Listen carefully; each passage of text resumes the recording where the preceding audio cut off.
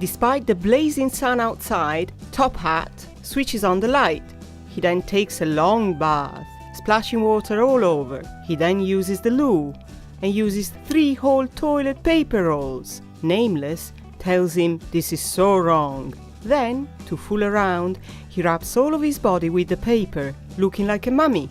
Top Hat now fills his plate with loads of food. Even if he knows too well, he will eat only a tiny bit. Moby and Pio are so unimpressed.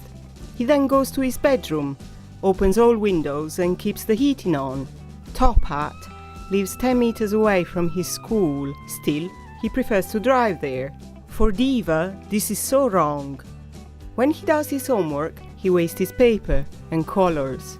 When he has a snack, he litters everywhere. But the very same night, he thinks back about all his terrible habits and has horrific nightmares. He dreams of nature fighting back.